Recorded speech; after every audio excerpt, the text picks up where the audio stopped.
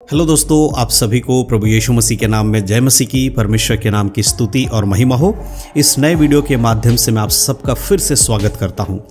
दोस्तों, आज का ये वीडियो आप पूरा ज़रूर देखना। मैं शुरू में ही आपको ये रिक्वेस्ट कर रहा हूं क्योंकि आज का वीडियो खास है हर एक विश्वासी के लिए।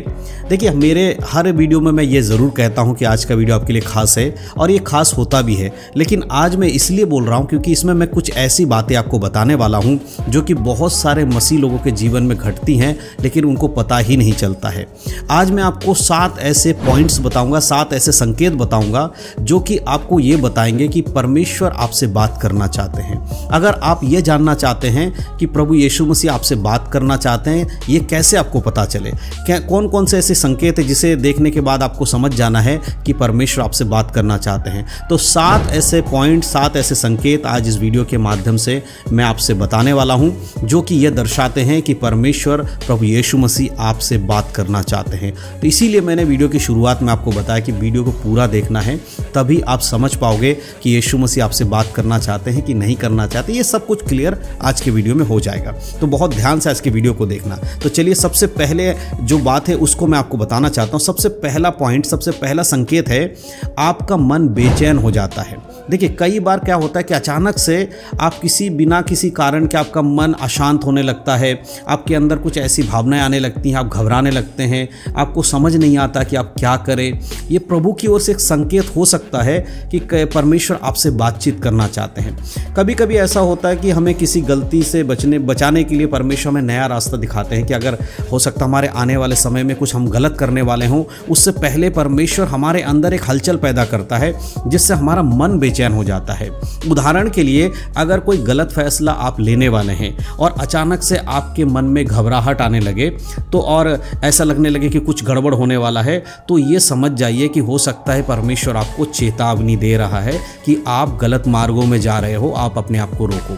अगर आपके मन बार बार बेचैन हो रहा है किसी भी बात को लेकर, उस समय आपको समझना है कि प्रभु यीशु मसीह आपको संकेत दे रहे हैं कि शायद आप कुछ गलत करने जा रहे हो, उससे आपको रोकना है। ऐसे में आपको क्या करना चाहिए? देखिए, एक चीज़ और मैं आपको क्लियर करना चाहता हूँ कि हर एक बेचैनी और हर एक संकेत जो आपको मिलता है, ज़रूरी नहीं है कि आप कुछ गलत करने वाले हैं तभी ये आपको बेचैनी आ रही है। कई बार पवित्र आत्मा हमें भीतर से सचेत करता है किसी चीज़ के लिए, किसी दूसरे चीज़ के लिए सचेत करता है। इसे हम पवित्र आत्मा का बोध कहते हैं, जो हमें पाप करने से दूर अपने बनाने के लिए, हमारे जीवन को पाप से दूर रखने के लिए हमारे अंदर बेचैनी डाल देता है कि तुम्हें ये काम नहीं करना है। तो ये पहला संकेत है जिससे आप ये समझ सकते हैं कि पवित्र आत्मा या परमेश्वर या यीशु मसीह आपसे बातचीत करना चाहते हैं। अगर आपका मन बेचैन हो रहा है तो आपको ये समझना होगा, ठीक है। अब हम दूसरी बात बताऊंगा मैं आपको। दूसरा जो संकेत है जिससे आपको ये पता चलेगा कि परमेश्वर आपसे बात करना चाहते हैं, वो है प्रार्थना में उत्तर मिलने लगना।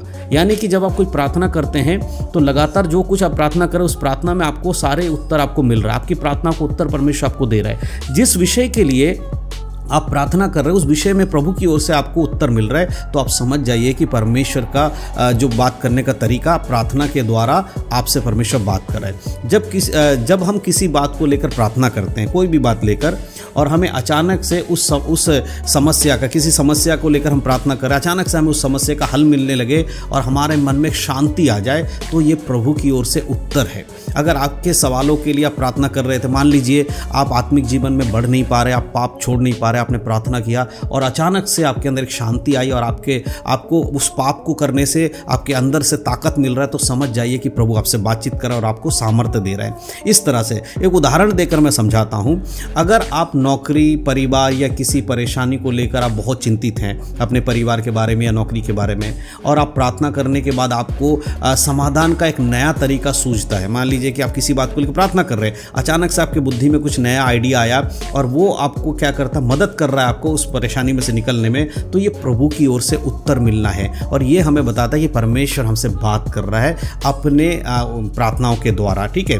बाइबल हमें ये नहीं सिखाती कि हम हर चीज़ को तत्काल हमें उत्तर मिल जाए, तुरंत हमें उत्तर मिल जाए। थोड़ा समय जरूर लग सकता है, लेकिन अगर हम इस बात को समझ जाएं कि प्रभु का जो तरीका हमसे बातचीत करने का वो क्या है, तो ये भी एक तरीका है कि परमेश्वर अपने लोगों के जो प्रार्थना करते उसका उत्तर देना शुरू कर देता है। तो इसका मतलब है कि परमेश्वर आपसे बातचीत कर रहे हैं, इस बात को समझना। अब मैं तीसरा पॉइंट आपको बताऊंगा जिससे आप ये समझ सकते हैं कि प्रभु की ओर से आपसे बातचीत किया जा रहा है, परमेश्वर आपको कुछ बताना चाह रहे हैं। वो है बाइबल पढ़ते समय आपको विशेष संदेश मिलना। कई बार लोग बाइबल पढ़ते अचानक से कुछ ऐसे वचन उनको मिल जाते हैं जो उनके दिल को छू जाता है। आपको वो वचन अपने अंदर से चुभने लगता है, आपको लगता है हाँ ये वचन तो परमेश्वर इस वचन के द्वारा मुझसे बात कर रहे हैं। अगर आप बाइबल पढ़ते हैं और कोई वचन सीधे आपके जीवन से जुड़ा हुआ वचन कोई ऐसा मिल जाता है जो आपको लगता है कि हाँ ये तो मेरे लिए ही है, तो आप समझ जाइए कि प्रभु आपसे बात कर रहा है अपने वचनों के द्वारा।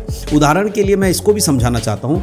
आप बहुत परेशान हैं और आप बाइबल खोलते हैं और आपकी नज़र बाइबल पढ़ते पढ़ते एक ऐसे वचन पर टिक जाती है जो बार बार आपको अच्छा लग रहा है और उस वचन से आपको सांत्वना मिल रहा है, जो कि आपको अंदर से परमेश्वर के उपस्थिति को महसूस करा रहा है। तो ये समझ जाइए ये सिर्फ एक सहयोग नहीं हो सकता है, उस वचन के द्वारा परमेश्वर आपसे बातचीत कर रहा है और आपको एक नया मार्ग दिखा रहे हैं। तो ये तरीका है परमेश्वर के बात करने का। बाइबल पढ़ते समय भी प्रभु आपसे बात करते हैं। बाइबल पढ़ते समय अक्सर हमें मार्गदर्शन परमेश्वर के वचनों से हमें मिलता है। तो ये तीसरा पॉइंट है जिससे आपको समझना है कि परमेश्वर आपसे बातचीत कर रहा है। अब मैं बात करूंगा चौथे पॉइंट की, जो बहुत इंपॉर्टेंट है और बहुत सारे विश्वासी इस बात को समझ नहीं पाते। वो है स्वप्न और दर्शन का मिलना। बहुत बार लोगों को स्वप्न और दर्शन के माध्यम से परमेश्वर उनसे बातचीत करते हैं। कभी कभी प्रभु आपको स्वप्नों के माध्यम से विशेष घटनाओं को दिखाते हैं, कुछ होने वाली बातों को पहले दिखा देते हैं और आपको पहले से ही सचेत करते हैं। इसका मतलब क्या है कि परमेश्वर दर्शनों और सपनों के द्वारा आपसे बातचीत कर रहे हैं। उदाहरण के लिए समझिए, अगर कोई आपको कोई सपना आता है जिसमें आपको किसी सही दिशा की ओर जाने का संकेत मिलता है कि भाई हाँ मुझे ये काम करना चाहिए, या आपको बार बार कोई एक चीज़ दिखाई देती है सपने में जो आपको सोचने के लिए मजबूर कर रही है कि प्रभु का संकेत, ये प्रभु का संकेत हो सकता है। किसी भी बात को लेकर आप कंफ्यूज हो रहे हो, परमेश्वर बार बार आपको बाइबल के वचनों के द्वारा समझा रहे सपनों में कि तुम्हें ये करना चाहिए, तो समझ जाइए वो परमेश्वर की ओर से हो सकता है। लेकिन हर सपना परमेश्वर की ओर से नहीं होता है। इसीलिए मेरे बोलने के बाद आप कोई भी सपना देख लो और आप ये समझ जाओ कि परमेश्वर आपसे बातचीत कर रहा है, तो ये नहीं। आपको समझना होगा कि हर सपना प्रभु की ओर से नहीं होता है। जब भी आप कोई सपना देखते हैं, आप प्रार्थना करिएगा परमेश्वर से कि प्रभु जो भी दर्शन या सपना आपने दिखाया क्या ये आपकी ओर से है, तो परमेश्वर ज़रूर आपको उसमें क्लियर करेंगे।